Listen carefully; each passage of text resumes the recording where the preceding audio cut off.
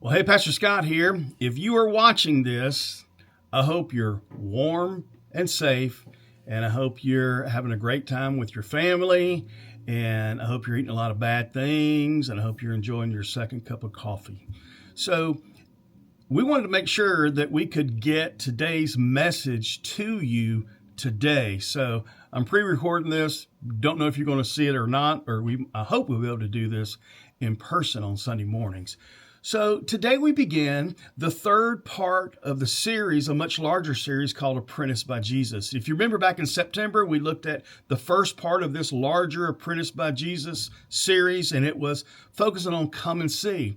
And we looked at how Jesus called his first followers. He didn't interview them. He didn't test them. He didn't give them a 90-day evaluation period. He didn't explain his goals and visions and objectives. He didn't talk about a compensation package.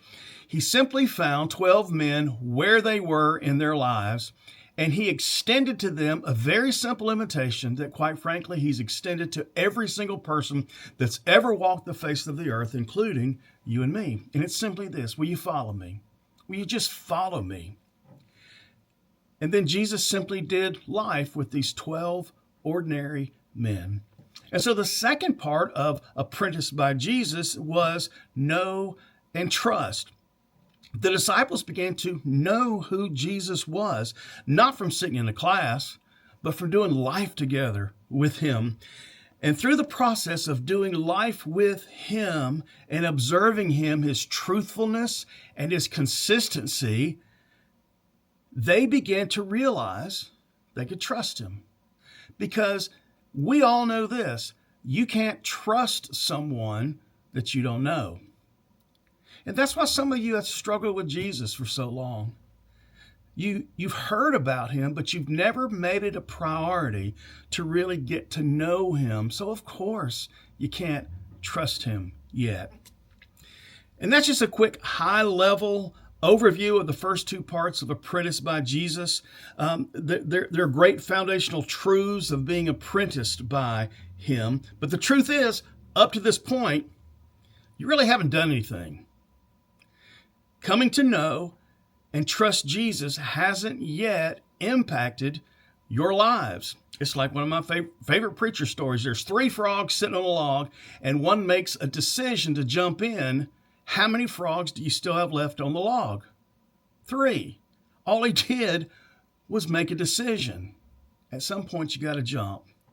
And truthfully, this is as far as many believers get.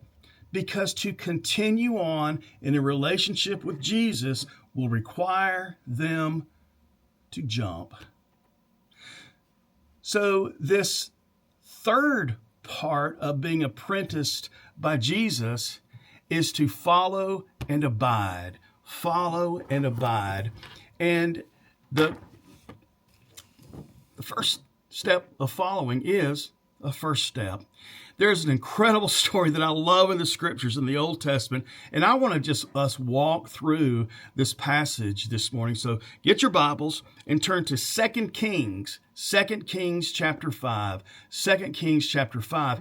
And what we're going to see is what is necessary to take that first step of movement in letting Jesus impact in a very real way our lives. Okay? Got your Bible? Here we go. 2 Kings chapter 5.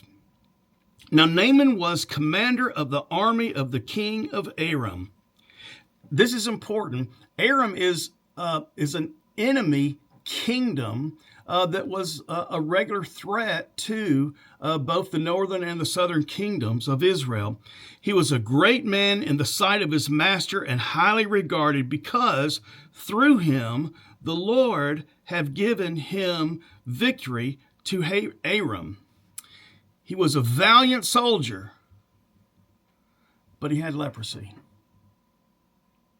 So I want you to think about this man. I mean, a highly respected man, decorated, probably has all those medals on his chest, has those epaulets on his, I think that's what you call them, on his shoulders, those fuzzy things. He's got a hat, and everybody respects him, salutes him, utmost respect.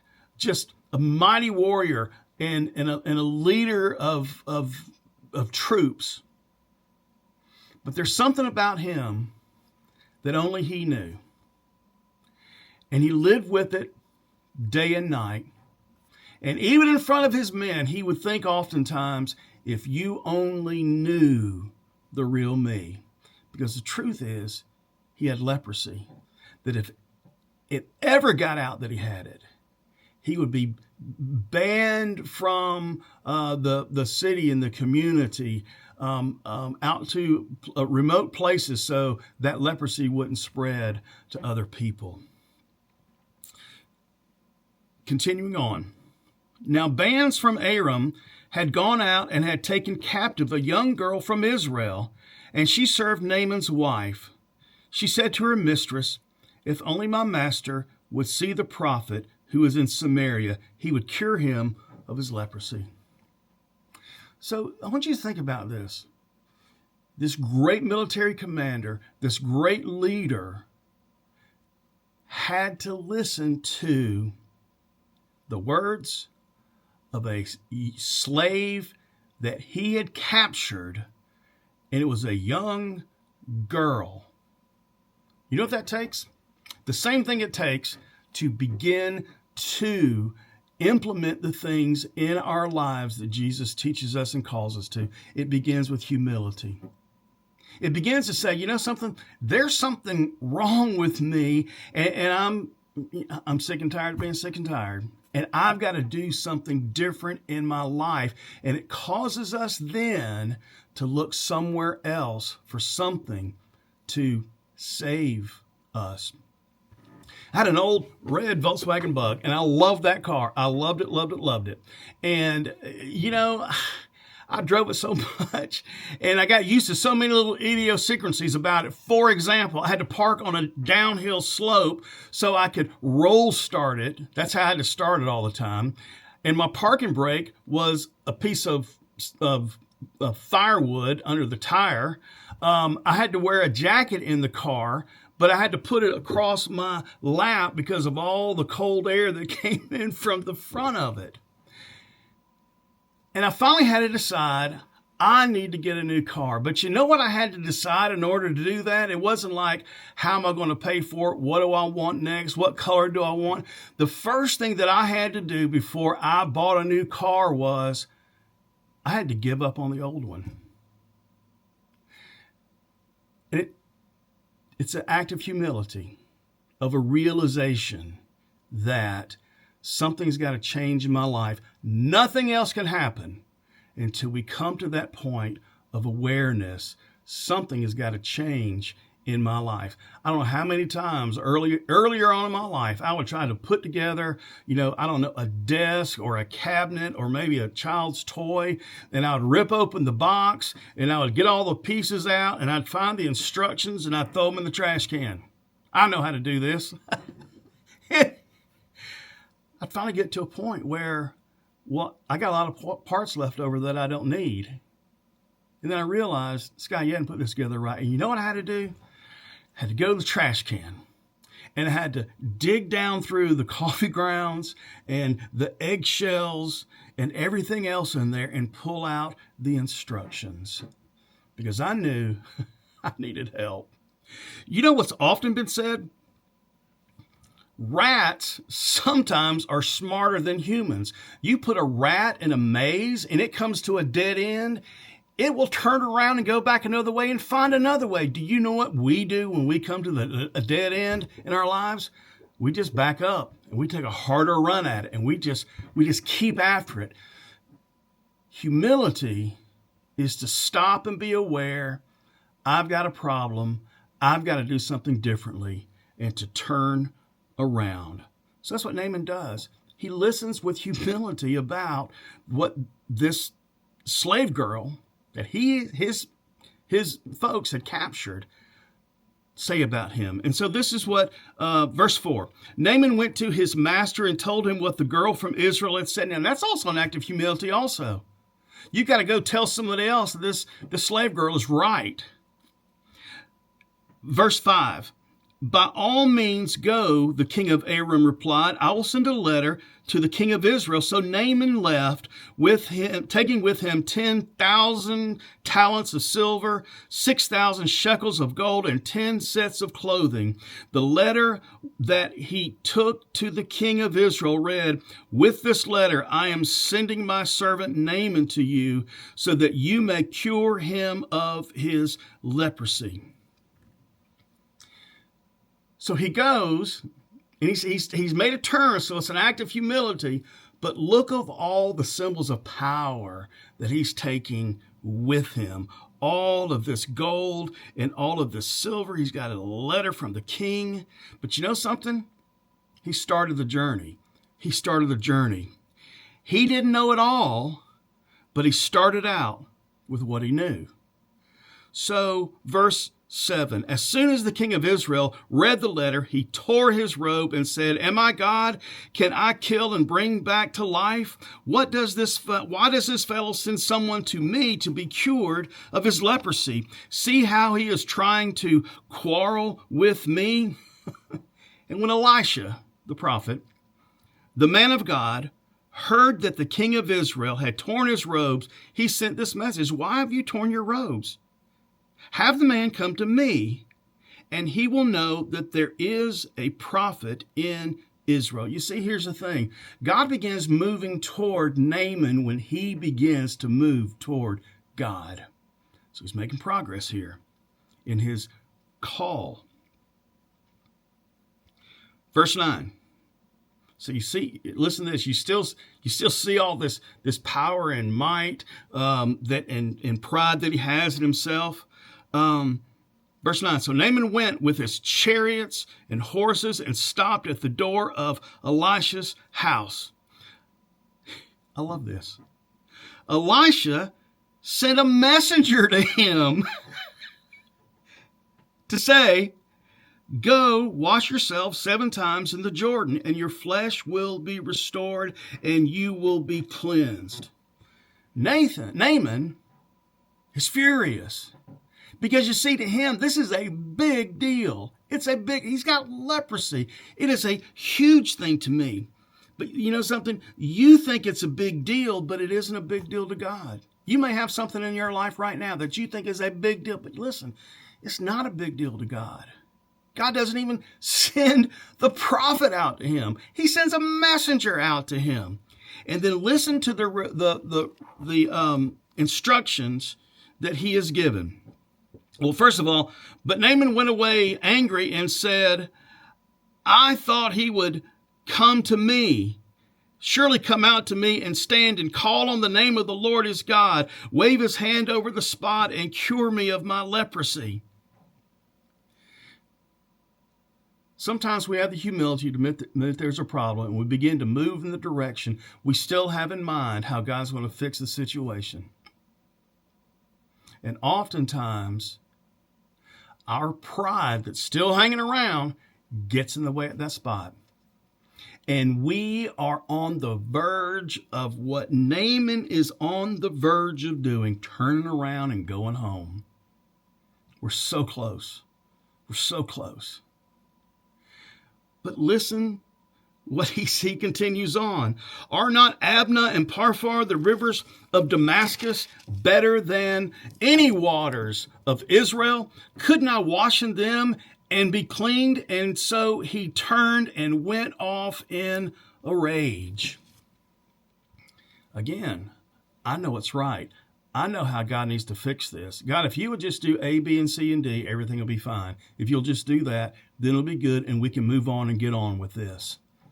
God doesn't do that. God doesn't do that. And because God didn't do that, Naaman's ready to go home. The Lord continues to whittle away at our pride and our self-sufficiency as we continue to follow him. He begins to refine us and remove the things that stand between us and him. And listen, this is one of my favorite parts of the story, even though I love this whole story. Listen to this. Verse 13. Naaman's servants went to him and said, my father, if the prophet had told you to do something great, would you have not have done it? How much more then when he tells you, wash and be cleansed? I hope you have some people around you that can step into your life when you need someone to speak a word of truth into you. And Naaman has to be forever grateful for these men that he has brought with him. I mean, he's ready to go off in a huff, and I'm turning around and going back up, bro, listen. Let's just talk about this a minute, okay? Listen, I mean, if he'd have told you to do something, we know you would have done something great. I mean, you're a brave and valiant, courageous man. You would have done it, whatever it would have taken. But listen, he didn't ask for that. So listen, we've come this far. We brought all these chairs, we brought all this gold, all this silver, and everything else, and we're here. And I know it's just the muddy Jordan River down there, and it's not the great, majestic rivers that we have back home, but listen, we're here. So since we're here, why don't you just do what he said? I think that's the turning point of the whole story. He had a band of brothers in his life that would speak truth to him when he needed to hear it at great risk. I mean, he could have, had these guys killed. But he listens to the guys that he had in his life to speak truth into his life. So, verse 14. So he went down and dipped himself in the Jordan 7 times as the man of God had told him. And his flesh was restored, and he became clean like that of a young boy. He's healed. He's transformed. His life has completely been saved. Because first of all, he was willing to admit something in my life has got to change because I have a problem that I can't fix. And he called out to God, and even though he didn't get all of it, he began moving in the direction that God had called him to. He still had a lot of pride, but he was moving in the right direction. And as we continue to move in the right direction that God calls us to, God will continue his work of transformation in our lives. But we got to continue to take the next right step forward. And along the way, we're going to have to lay aside what we think is a good idea of how God should deal with a problem in our lives. And at some time in our life, we just got to say, God, you're God and I'm not. And so, God, here I am. And I'm crying out to you. And I'm lifting this up to you, that you'll intervene into this and you'll make things right where things are broken. And then he doesn't get the situation dealt with the way he thought it should be dealt. And he thought the prophet himself should come out, but the prophet just sent a messenger. But he had a band of brothers that spoke truth in his life out of love. And he just then, because of their encouragement, because of their presence in his life, they urged him, and they probably went down in the water with him. I can't help but think that. And he did humbly what the prophet Elisha told him to do, and he was healed. It continues on. We've got to wrap up here. Verse 15. Then Naaman and all his attendants went back to the man of God. He stood before him and said, "Now I know that there is no God in all the world except in Israel. Please accept now a gift from your servant." When we come to the place we realize that there's something in our lives we can't fix ourselves, And we begin to look outside of ourselves, and we begin to look toward God, and we begin to move toward God. And we're going to struggle and we're going to trip along the way, but we keep moving. And then we even do something that we don't even think is the right thing. But God's calling us to it. And we do it. And something miraculous happens in our life that we never ever dreamed. You know what the response is? You give thanks. You give thanks. And we only give thanks when we know someone has done for us what we couldn't do for ourselves. Naaman was very aware of this.